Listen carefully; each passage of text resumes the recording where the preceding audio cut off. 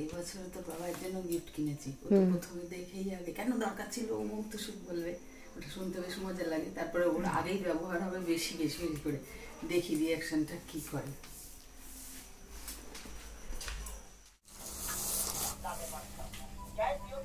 Happy marriage anniversary আমাদের দুজনের তরফ থেকে।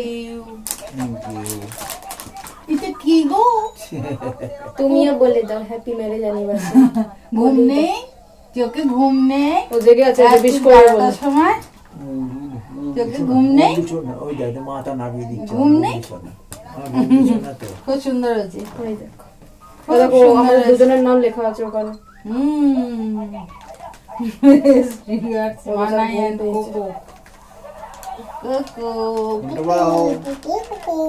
ঠিক আছে, কালকে ট্রিট হয়ে যাবে। Thank you. এনার এখন আপাতত মনে হচ্ছে ঘুম পেয়েছে, তোমাদের এখানে একটুখানি ঘুম পাড়িয়ে দাও। এই এই ওর লেন্সটা কেউ দিচ্ছে না, খালি দিচ্ছে না, যা একটু শুয়ে দে, শুয়ে দে, একটু ঘুম পাড়িয়ে দেবো। ঘরে নিয়ে গিয়ে শুয়ে দিই। হ্যাঁ ঘরে শুয়ে কটা বাজলো? 12টা তো বাজলো। না না ঘুমোচ্ছিল, শুয়ে দাও। খুব সুন্দর হয়েছে। চলো কালকে দেখতে হবে আবার, হয়তো ঘুম ভেঙে গেছে। একটু চুমু টুমু খেয়ে দাও। এনে তাহলে একটু পেচ্ছাপ করি না এখন, বুঝছো?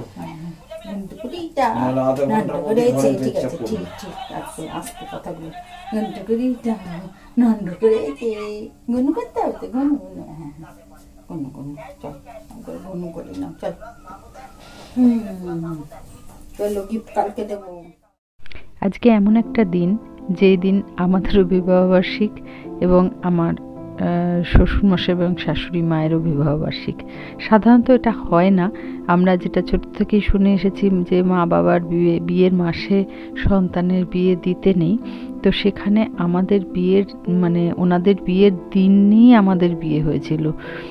যাই হোক, যে কারণেই হোক এবাড়ির থেকেও অতটা কিছু কথা হয়নি এই বিষয়ে, বা আমাদের বাড়ির থেকেও সেইভাবে কিছু কথা জিজ্ঞাসা করা হয়নি। পরবর্তীকালে এই বাড়িতে আসার পর এটা জেনেছিলাম। যাই হোক, তার জন্য হয়তো কিছু পড়ে না, এদিক ওদিক হয় না। ওনাদের আশীর্বাদ তো সবসময় থাকে। তবে হ্যাঁ, ওনারা যদি থাকতেন বা ওনাদের আমি পেতাম, হয়তো দিনটাকে অন্যভাবে একটু সেলিব্রেট করা যেত, কিন্তু সে সুযোগ তো আর আমি পাইনি। তাই জন্য এই দিনে ওনাদেরও ফুলের মালা দেওয়া হয়। যদিও আমাদের এখানে এই বাড়িতে প্রত্যেকটা অকেশানে, যেমন জন্মদিন, বিবাহবার্ষিক, সকলেরই প্রত্যেকটাতেই সকল বড়রা যারা আমাদের মধ্যে নেই তাদের উদ্দেশ্যে মালা দিয়ে তাদের আশীর্বাদ নেওয়া হয়, এবং সকালবেলা নারায়ণকে প্রণাম জানিয়ে নারায়ণকে পুজো দেওয়া হয় এবং সেই প্রসাদ সকলের মধ্যে বিতরণ করা হয়। কি দেখছো তুমি? ওদিকে কি দেখছে? ওই বড় জিনিস দেখেছে না? বড় জিনিস না, প্রত্যেক বছরের মতো এই বছর তো বাবার জন্য গিফট কিনেছি।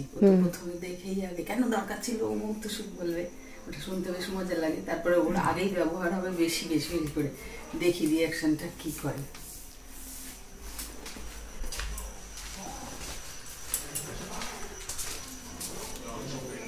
নাও তোমার গিফট এবারে। Thank you.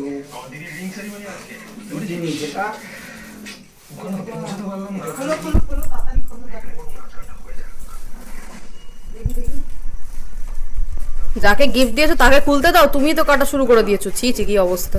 আমি খুলে না দিলে তো এখন খুলতে পারবে না। খুলতে পারবে নাকি?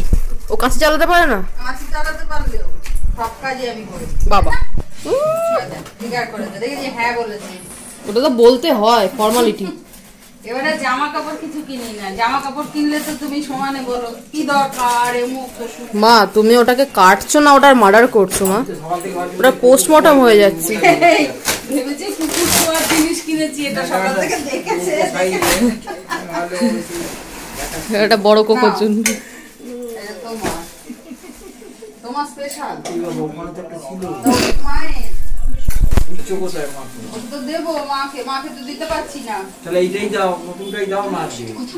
একই হলো। একই হলো, যাই হোক জিনিসটা পছন্দ হয়েছে কিনা বলো।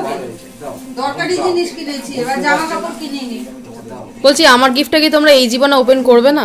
ওটা কি সাজানো থাকবে? হ্যাঁ, তোর গিফটটা খুবই সুন্দর হয়েছে। খুবই সুন্দর হয়েছে, ওপেনটা কে করবে? থেকে মাখা শুরু করবে। তুমি আজকে পরে নেবো। হ্যাঁ তো পায়ে লাগা হ্যাঁ বাবা আজকে থেকে মাখা সম্পর্ক ভেঙে গেলে দেখি ওই জিনিসটা উপরে করো।